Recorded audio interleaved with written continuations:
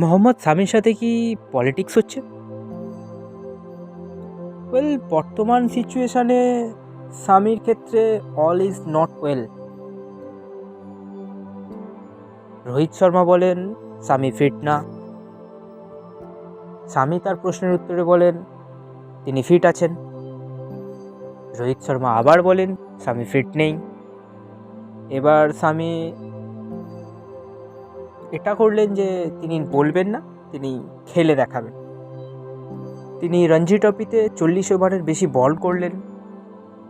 সৈয়দ মুস্তফা আলী ট্রফিতে তিনি 9টার বেশি ম্যাচ খেললেন এবং তারপরে তিনি বিজয় হাজারের জন্য সিলেকশন হন। তো এটা কি মনে হয় না যে মোহাম্মদ সামির সাথে ইন্ডিয়া টিমে পলিটিক্স হচ্ছে? প্রথমের দিকে যে খবরগুলো আসছিল তখন মোহাম্মদ সামি বলেছিলেন যে এগুলো কোনো ভুল খবর, ঠিকঠাক খবর ছাপছে না সাংবাদিকরা। পরবর্তী ক্ষেত্রে ইন্ডিয়া টিমে তাকে ড্রপ করে দেওয়া হয়, স্কোয়াডে তার নাম ছিল না।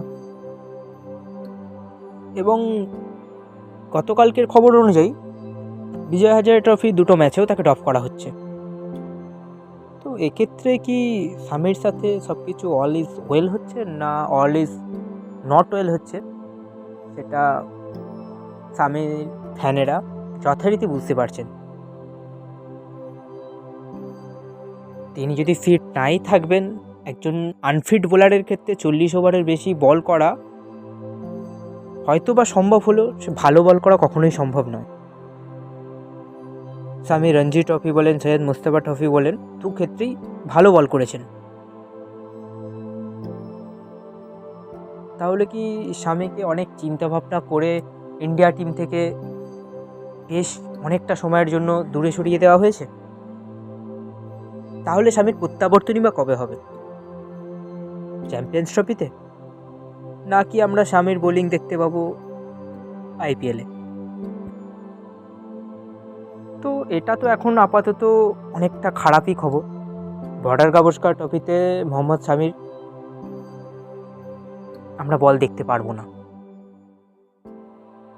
আশ্বিন যতদিন টিমের সাথে ছিলেন তখন এটা ধরা হচ্ছিল যে দুটো এক্সট্রা স্পিনার আছেন, ওয়াশিংটন সুন্দর আর জাদেজা। কিন্তু রবিচন্দ্র আশ্বিনের রিটায়ারমেন্টের পর হয়তো বা এটা ধরা হয়েছিল যে মোহাম্মদ সামি অ্যাড অন হতে পারেন, কিন্তু বিসিসিআই সেটা স্পষ্ট করে দিয়েছে ইন্ডিয়া থেকে তানুষ কটিয়ানকে পাঠানো হবে, কিন্তু সামি না। তো সামি ভক্তদের জন্য এটা একটা দুঃসংবাদই বটে। আপনাদের কি মনে হয়, ইন্ডিয়া টিমে মোহাম্মদ সামির সাথে কি পলিটিক্স হচ্ছে, নাকি মোহাম্মদ সামি সত্যিই আনফিট?